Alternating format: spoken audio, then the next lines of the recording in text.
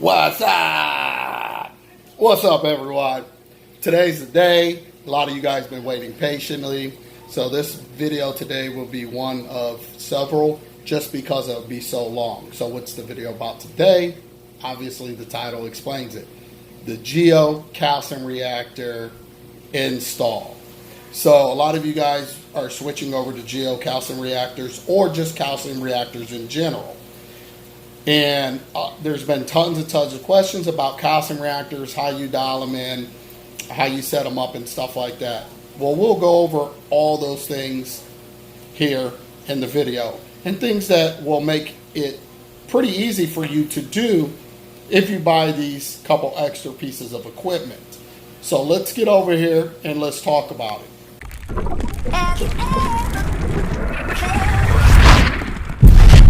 Are you listening? Damn.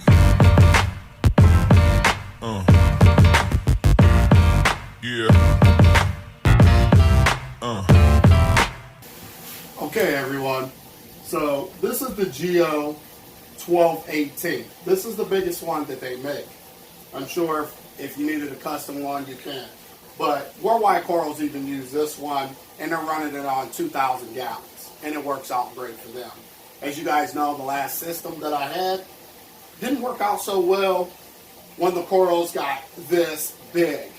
So I wanted to cover my butt on this. I didn't want to struggle with keeping up with the demands of the kind of corals I grow. I don't like small colonies. I like to grow huge colonies, and it looks great. It looks like an actual reef. So for me, that's why I utilize the calcium reactor. And another reason what a calcium reactor does is keep things way more stable. A lot of us forget to top off our containers. You got to mix up solution. The demand goes up over time. You know, starting off hand dosing or whatever, it's all fun and dandy, but it does get old really quick. I've never in my existence ever had a problem with a calcium reactor, period, point blank. And hopefully this video is going to go over how to properly do it and set it up. Now, there's a couple things that's definitely changed since I started running calcium reactors over 20 years ago. Okay, we utilized a scuba diver mask, regulator. You got the JDJ, you got a Milwaukee, whatever. You have those kind of regulators. Now I use electric carbon doser. All you got to do is a bunch of numbers here. Put it on one bubble per second, two bubbles per second, so forth and so forth. So I like these. Some people say they had problems with it or whatever. I have not had a problem with it, but it is a little bit pricey. I think it's like almost $300 just for one of these, two something, right? So these are great. Also now they came out with the Kimura peristaltic dosing pump. Now I'm going to show you how I'm going to hook it up, but this is taken away from the actual needle valve. Okay, the only way that you could regulate the calcium reactor is by having a needle valve or pinch valve on the effluent line, meaning the line that's coming out. If you got one chamber right here, goes out. This is what feeds the chamber.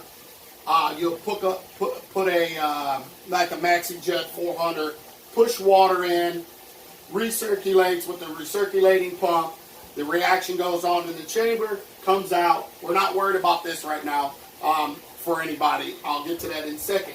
So then your out right here would be your effluent line. Well, on the end of this effluent line that comes out, you would use a pinch valve or needle valve to adjust the drip rate that's going into your sump area. Okay? These are not made to be really under pressure. Okay? So you don't need a whole lot. You can use gravity feed into it, stuff like that. But most of us use a manifold or a separate pump to actually feed the reactor. The Kimura now is allowing you can still push in what you want and have a drip rate coming out. You can push or pull with that. I'm going to pull. I'm going to use this to pull water through the reactor, run a hose here into the sump area to draw water in. The recirculating pump is doing its thing, comes out of this effluent line. Now for me, what comes out of this effluent line will go down here into the second chamber. So you feed the water that normally would go into the sump, you feed it now into the second chamber. The water goes through the buildup of CO2. It helps degas even more. I know a lot of people are wondering, Rico,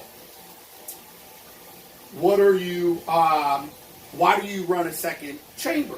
Well, I run a second chamber because I want to get more use out of the CO2 that's going into the first chamber. Meaning, okay, the pH that's going in, whatever I have it set at, don't know yet, but let's say anything under 7. So let's pick a number. 6.8, right? pH in here. Comes out, goes in here. It's still acidic. Meaning anything under 7 becomes acidic. Okay? Meaning that it can still dissolve. So we put a finer media in here. Okay?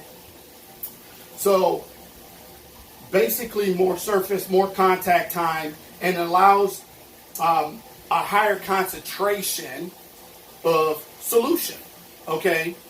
Of the calcium, alkalinity, magnesium, potassium, structure, all the stuff that's in the coral skeleton, okay, is being dissolved to be able to put back into the system to feed the system.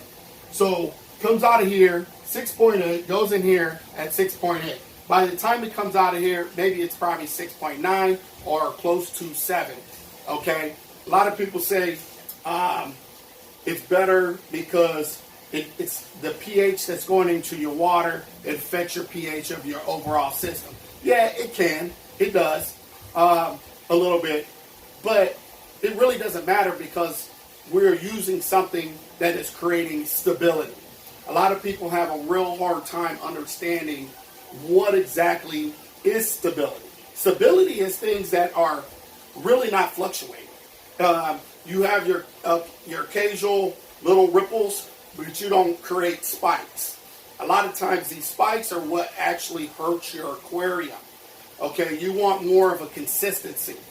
Calcium reactors will make that happen for you.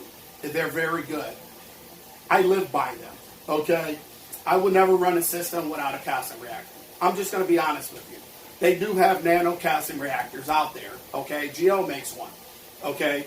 It's really up to you. A lot of people kind of stray away from them because the initial cost of them. But you got to think about that. Look about the initial cost of your system, okay? All the animals that you're putting in there, what are they cost? You know, some of the corals are outrageous, especially now with endo ban, right? That's where like 70% to 75% of our corals come from, okay? So look at the money that you're spending and you got an investment. How could you not want even better stability? Now, I'm not saying you have to have one to be successful. Let me just clear that up because I'm sure somebody's going to say, well, you don't need to have one to be successful. I've been doing it for 10 years. That's fine. This is for people that want to know about calcium reactors, okay? And you guys know me by now. Just keep it raw and real. Hashtag pop and drop. Anyway,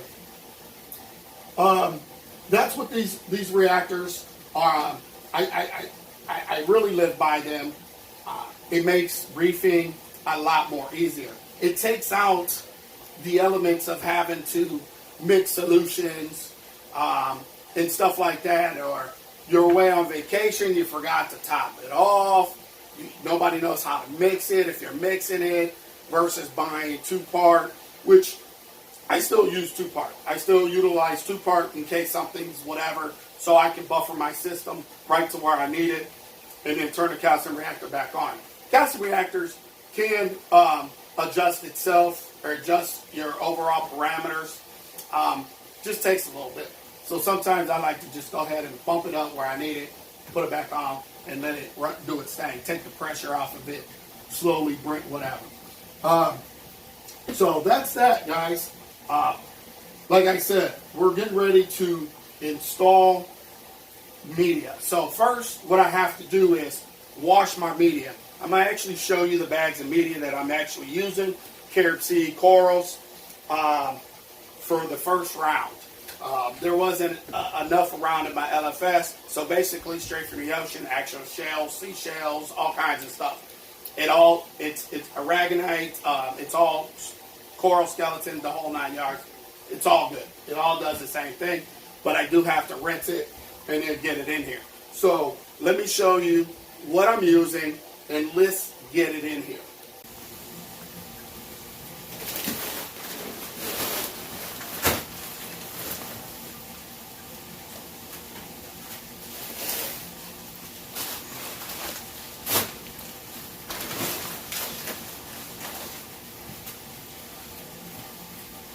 Okay guys, so these products are made by Carrot Seed. So we got a really fine, more finer, probably over 5 millimeters of granules, just so you guys can see. Hopefully you guys can see that good, the size. So what is this for? That goes into this chamber here. Then we have the bigger stuff. Now you could use whatever you want to use. This bag's not going to show it that well probably, but these are bigger, okay? The bigger stuff goes in here. The finer stuff goes in here. More contact time, surface, and stuff like that to help out. So, like I said, it's time for me to rinse this. So, let me rinse this, and we'll get back to you. Alright guys, just got done filling the reactors up. As you guys can see, the bigger stuff, and you could get even bigger, I mean like rock size, bigger stuff. There's actually some at the bottom here that I had leftover arms. So I put that in as well on the bottom, bigger chunks of media. But this is bigger and this is really coarse. This is really fine particulates of media. So we finally got them filled. Now, you might wonder what's that doing in the video. This is my old reactor. This is the reactor that took care of my last system, which was a total water volume of 650 gallons. It worked well until the corals got this big. So we had a second chamber on just to kind of help. It helped out a little bit, but the corals were just becoming so massive that it wasn't able to keep up. I don't want that problem. That's why I'm running with this. Quick shout out to Gio, man. He did an awesome job for me. Did it the way I wanted, and it turned out really nice. I wouldn't expect nothing different from Gio, to be quite honest. Awesome job, awesome product. But this is the 818, so 8-inch tube, 18 inches high. This is the 618, 6-inch tube, 8 inches high, 1218, 12-inch tube, 8 inches high. So just one of these alone, like I said, Worldwide Coral uses one on 2,000 gallons. Works out well for them. I added a second chamber. I want to make sure that everything is going to be fine for my system. So just want to say, if you're new to the channel, make sure you subscribe, make sure you hit the thumbs up button, make sure you share the video. And with that being said, hashtag pop and drop. See you guys on part 2. Peace.